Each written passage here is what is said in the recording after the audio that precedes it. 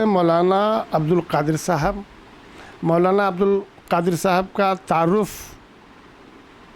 कई एतबार से अहम है कि ये बैक वक्त कई इदारों से मंसलिक हैं। जमीयत उलमा हिंद ज़िला दरभंगा के नायब सेक्रेटरी हैं। इमारत शरिया सिंगवारा ब्लॉक के सेक्रेटरी हैं। बिहार स्टेट सुन्नी वक्फ बोर्ड के ज़िला कमेटी के रुकन हैं। ऑल इंडिया मिली कौंसिल के रियासती कमेटी के रुकन हैं और मदरसा मजहर इस्लाम कुरोनी भपूरा ज़िला दरभंगा के सदर मुदर्रिस हैं। अब्दुल कादिर साहब, आपका तेवर न्यूज़ में इस्तकबाल। जज़ाकल्लाह, शुक्रिया, थैंक्स।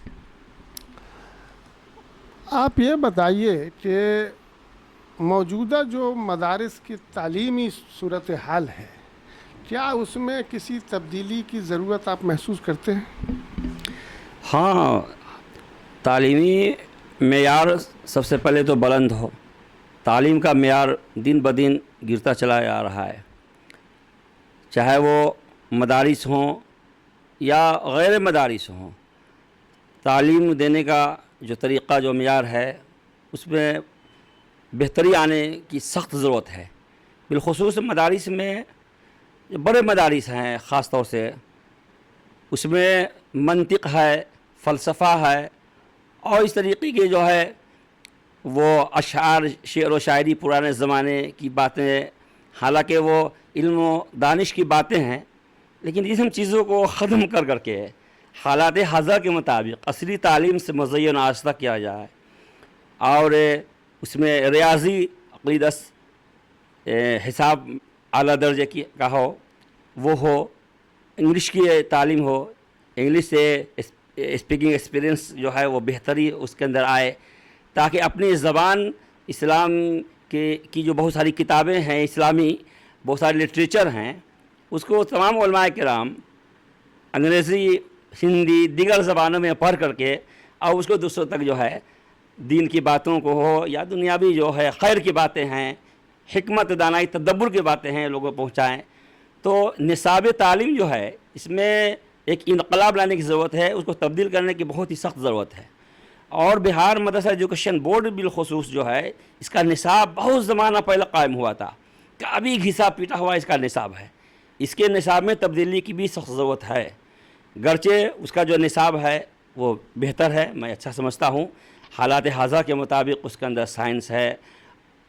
अब रही बात ये कि सिर्फ उससे जो है लोग फारिग हो जाने के बाद भी उस मदरसे से कॉमर्स की तरफ लोग नहीं जाते हैं, साइंस की तरफ नहीं जाते हैं और दीगर जो उलूम व फ़नून है उसकी तरफ नहीं जाते हैं।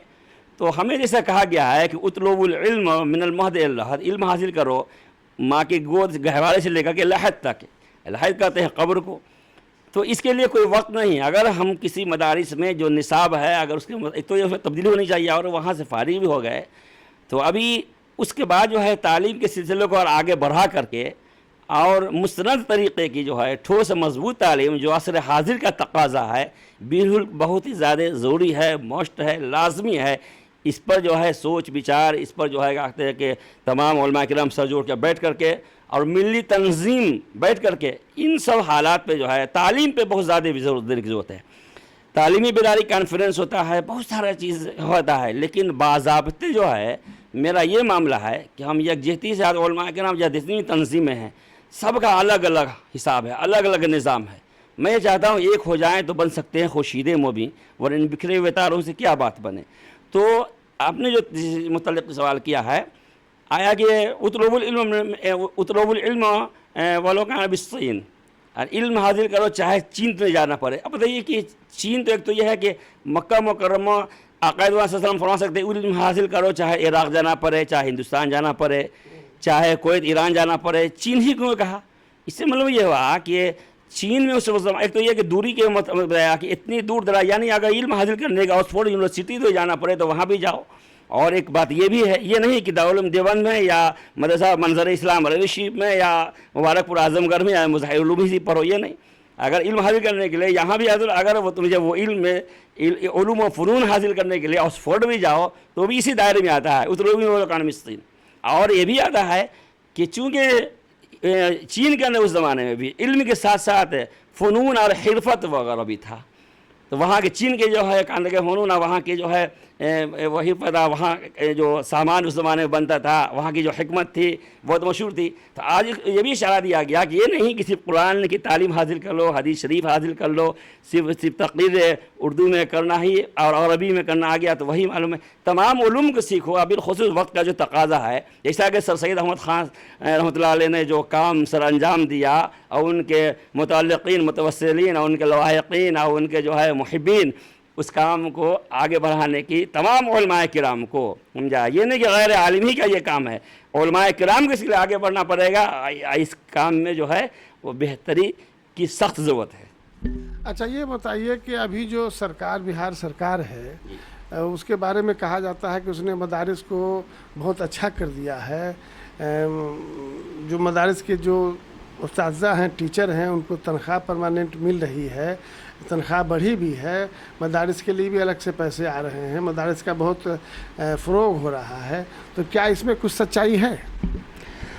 دیکھیے مدارس کو جس زمانے میں بورڈ سے کیا جا رہا تھا تو اس زمانے میں علماء کرام خدشہ ظاہر کر رہے تھے اور سوچ رہے تھے، اور بڑے جو علماء کرام تھے ان لوگوں نے اس کو قبول اور تسلیم نہیں کرنا چاہا، اور واقعی میں بہت سارے مدارس اسی شہر کے اندر، جیسے اس وقت میں مدرسہ امدادیہ تھا سمجھا، اس کو جو ہے مدرسہ حمیدیہ قلعہ گھاٹ کو دے دیا گیا، لیکن مدرسہ امدادیہ نہیں دیا گیا، اس لیے مدرسہ بڑے زور شور سے جو ہے شہر کا مدرسہ چلتا تھا۔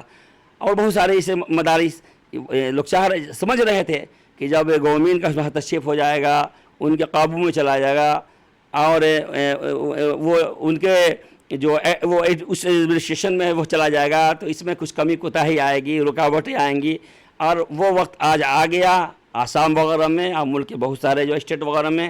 بہار کی حکومت اب اس وقت جو ہے وہ غنیمت ہے، اور یہ نتیش کمار جو ہیں وہ بہت ہی اچھے ڈھنگ سے جو ہے مدارس کی طرف جو ہے، خاص طور سے مدرسہ اسلامیہ جو مدرسہ ایجوکیشن بورڈ سے منسلک ہے اس پر خاص توجہ ہے، ان کی تنخواہوں کو بر وقت دلانا، اس کے لیے بہتری کا اسباب جو ہے تلاش کیا ہے، بچوں کو اسکالرشپ وغیرہ کی رقم بھی بیچ میں جو ہے کرونا کال وغیرہ میں کچھ کمی اس میں آئی، لیکن اس کی طرف جو توجہ مبذول کرایا ہے، اس کے عمارت وغیرہ بننے کے لیے ایک فنڈ MSDP وغیرہ کا ہے، لیکن صحیح طریقہ افسران نے صحیح کام نہیں کیا۔ بات یہ ہے کہ افسر شاہی بہت زیادہ، یہ تو خطہ ہے کہ سرکار چل رہی ہے یا ہمارے وزیر اعلیٰ چل رہے ہیں، اگر ڈال تو یہ ان کے جو ہے یہ افسران جو ہے چل رہے ہیں پات سمجھا نا، اور تو بہت ساری چیزیں جو ہونی ملنی جو وہاں سے دیا جا رہا ہے یا وہ چاہ رہے ہیں، وہ پورے طور پر جو ہے زمینی اثر پر جو ہے نہیں چل رہا ہے، لیکن بہت بہتری آئی ہے، اور بہتری کا سبب وہ تلاش کر رہے ہیں، تلاش کیا ہے، اور ہمیں امید ہے کہ چند سالوں میں اور آگے آنے کے بعد جو ہے مدرسے کی تعلیم بہتر ہوئی ہے، اور یہ فوکل وغیرہ جو ہے اس طریقے سے تعلیم نوبالغان جو ہے یہ سب جو ہے اس سے بھی کچھ فائدہ ہونے والا ہے، فائدہ ہو رہا ہے، اور دیگر اور بھی اس طریقہ سرکار اختیار کر رہی ہے کہ تعلیم میں بہتری آئے۔ اب رہی بات ہے کہ مدرسہ ایجوکیشن بورڈ کے طرف سے جو بحالیاں ہوتی ہیں اور صدر اور سیکریٹری وغیرہ کا جو نظام ہے یا ٹرسٹ وغیرہ کا جو ہے نظام قائم کیا گیا، اس میں بڑا افراتفری، بڑا اختلاف انتشار ہر ایک گاؤں میں ہے، افراتفری کا عالم ہے، کیس مقدمہ بازی اور دیگر بہت سارا معاملہ۔ اس میں جیسے TUT وغیرہ میں یا ٹیسٹ وغیرہ کے ساتھ جو ہے، اور جو لوگ باصلاحیت ہوتے ہیں یا اسی طریقے سے میں بھی کچھ کمی بیشی ہے، لیکن اس طریقے سے اگر ٹیسٹ کر کے اور اچھے لوگوں کی بحالی اگر ہو تو اس میں تمام لوگ ابھی جو مالدار ہیں، جو پیسے والے ہیں، ایجوکیشن مافیا ہیں، وہ تو ہر زمانے میں چلا ہے، ہر زمانے میں ایسا معاملہ رہا ہے، لیکن کچھ مدارس کے بحالی میں کچھ زیادہ ہی یہ معاملہ چل رہا ہے جو بہت چنتا جنک ہے اور تشویشناک ہے۔ اس میں کچھ تبدیلی کی سخت ضرورت ہے۔ اچھا آخری سوال آپ سے یہ ہے کہ مسلم میں عام طور پر کہا جاتا ہے کہ تعلیم کا رجحان کم ہے، تو آپ مسلمانوں کے لیے کیا پیغام دینا چاہیں گے؟ نہیں دیکھیے، مسلمانوں میں تعلیم کی کمی کے بارے میں ہمیشہ کہا گیا ہے، مسلمان الٹریٹ، جاہل، ان پڑھ، نرکشر کبھی نہیں رہا۔ پہلے زمانے میں بھی ہمارے گھر میں سب سے پہلے ہمارے بچے شروع میں مدارس میں جاتے ہیں، جا کر کے قرآن کی تعلیم حاصل کرتے ہیں۔ اب بتائیے کہ ایک غیر اسلامی کوئی شخص ہے، سنسکرت میں اگر ان کے مذہبی کتاب ہے अथर्ववेद है, यजुर्वेद है, सामवेद है, ऋग्वेद है और बहुत सारे ग्रंथ हैं। कहा जाए कि संस्कृत ज़बान में है, संस्कृत सब लोगों को आती है, कितने लोग संस्कृत जानते हैं, लेकिन अरबी ज़बान में हमारी किताबें हैं। या 30 पारा कुरान शरीफ को अरबी ज़बान में लोग जान लेते हैं, और उसको जान लेने के बाद कुछ दस्तखत करना जान जाते हैं, कुछ दीनी किताबें उर्दू में पढ़ना जान जाते हैं।